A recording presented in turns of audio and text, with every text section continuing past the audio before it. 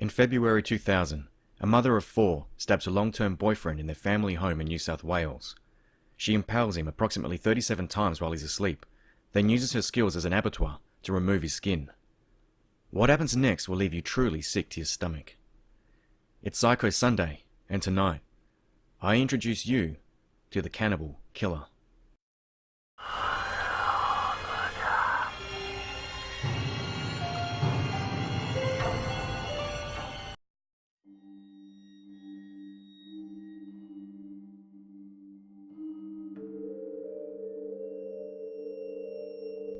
Katherine Knight was born in Tentfield, New South Wales in 1955 to a dysfunctional family. Her mother Barbara was married with 4 sons before beginning an adulterous relationship with Ken Knight, a friend and co-worker of her husband. Both families were known around the connotative country town, and the affair caused a major scandal. After much backlash, Barbara and Ken flee Aberdeen and move to Moree, about 366 kilometres or 230 miles away, leaving their families behind. Together, the couple have 4 children, including 2 twin girls. Katherine Knight is one of these twin daughters. After Barbara's husband dies, her 2 oldest sons move in with their mother and a new family. Ken was an alcoholic who openly used violence and intimidation to rape Barbara up to 10 times a day. Barbara, in turn, often told her daughters intimate details of her sex life and how much she hated sex and men. Throughout her childhood years, Katherine Knight was sexually abused by several members of her family until age 11. Knight forms a close relationship with her uncle, Oscar Knight, a champion horseman. He was one of the few family members to not sexually abuse his niece, but after committing suicide in 1959, the family moved back to Aberdeen the same year. During high school, Katherine Knight is a loner and earns a reputation of the school bully, despite being a model student and earning awards for her good behaviour. Upon leaving school at 15 without having to learn to read or write, she eventually works at a local abattoir.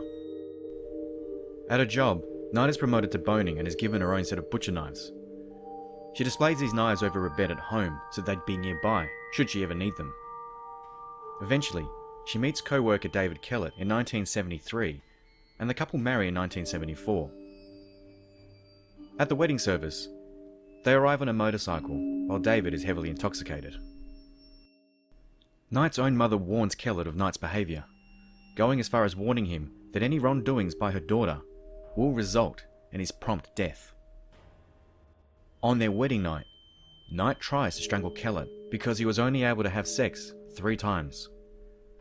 The marriage is violent, and after arriving home late from a darts competition, a heavily pregnant Knight burns all of Kellett's clothing and shoes, then hits him across the back of the head with a frying pan.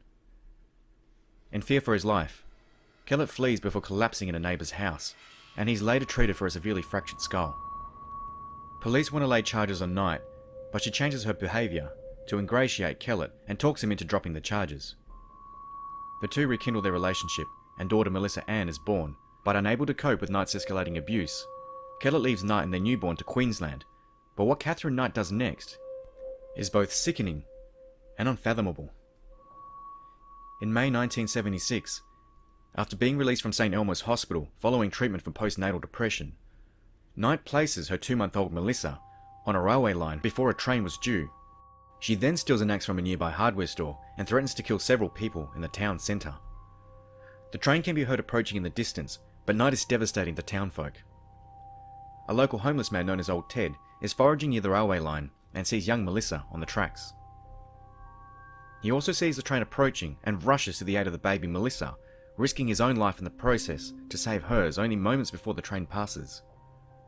Police arrest Knight, and she is admitted back to St. Elmo's Hospital, but this doesn't last long as she signs herself out the next day. A few days later, Knight is back on the prowl and decides to pay Kellett a visit. She carjacks a woman, slashing her face with a knife through the window of the car, and forces herself in. Knight demands she drives her to Queensland to find Kellett, and the pair make a stop at a service station, but the woman manages to escape the car and begs for the attendant to call police while taking refuge inside the station. Furious that she can't leave to Queensland, Knight tries to bash her way through. The approaching police sirens cause Knight to resort to desperate measures, taking a young boy hostage and holding him at knife point. Police manage to disarm Knight, and she's taken into custody, but later admitted to the Morisset Psychiatric Hospital. During a stay, she tells nurses that she intended to kill the mechanic at the service station because he had repaired Kellett's car, which had allowed him to leave, then killed both her husband and his mother when she arrived in Queensland. Despite best efforts by police to keep Knight locked up, Katherine Knight is released in August after receiving treatment and moves to Brisbane, Queensland with Kellett and his mother-in-law.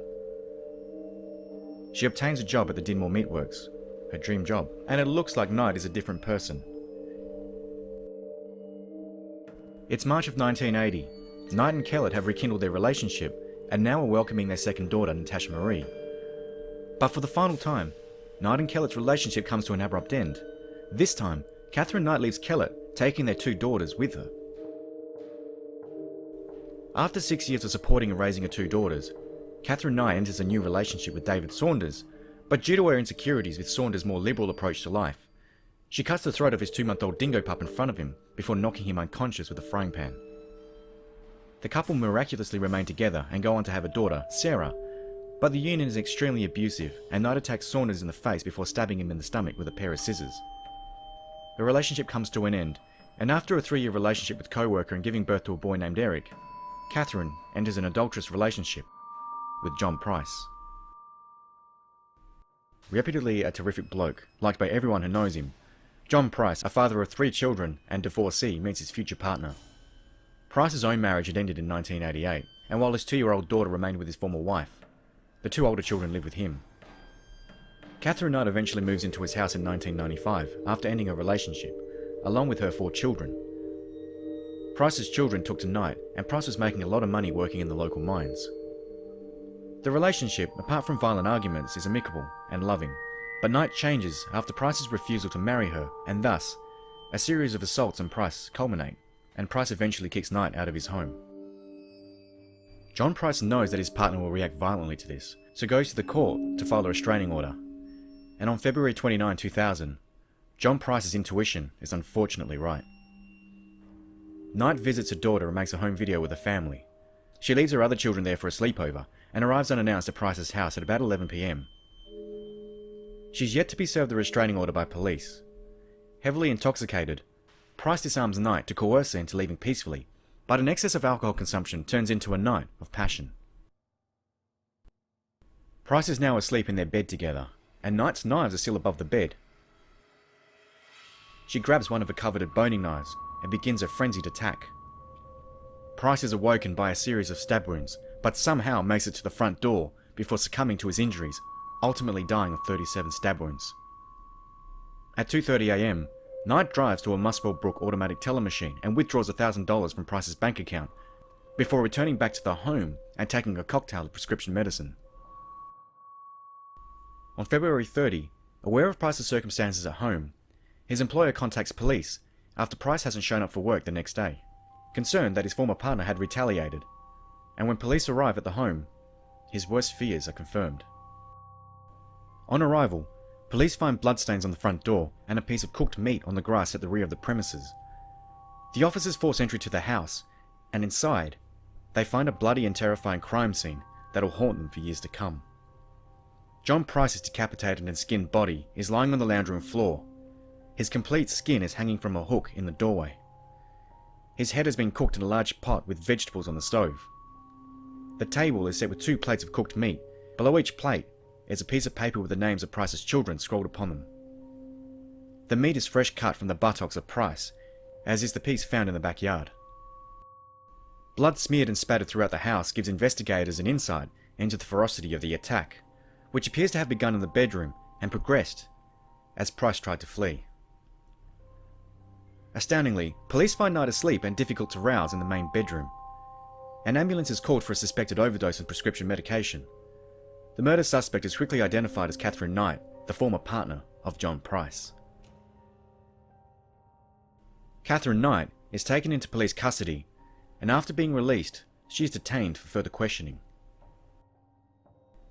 The evidence against Knight is overwhelming, and knowing that she'll be sentenced to prison, Knight negotiates for the lesser charge of manslaughter for killing Price.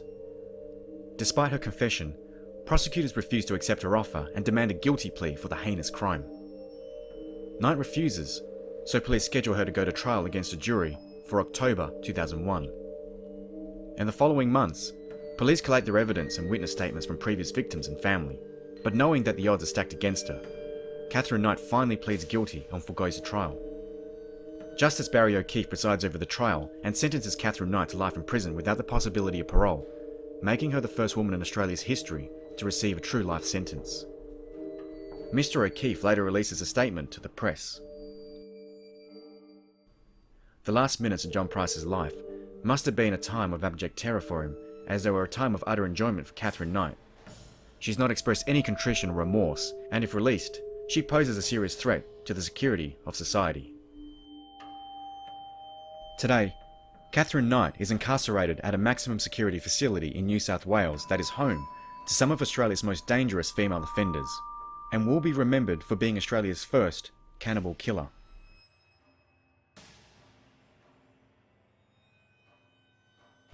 That brings us to the end of the video. If you liked it, please give it a thumbs up and let me know what you thought in the comments below. Now, the facts in this story come from credible sources. It did take a while to research this and I guess get enough information together to keep it fairly neutral, but also respect the victim and also respect the criminal without falsifying anything as best as possible. Now, we trust these sources, but if there's any issues with it or anything like that, please send me an email, thisismrreality@gmail.com, so we can address any of your concerns. Alright guys, so we're back next Sunday with a Spooky Sunday. That's usually an Australian paranormal story or something like that. I'll see you guys then.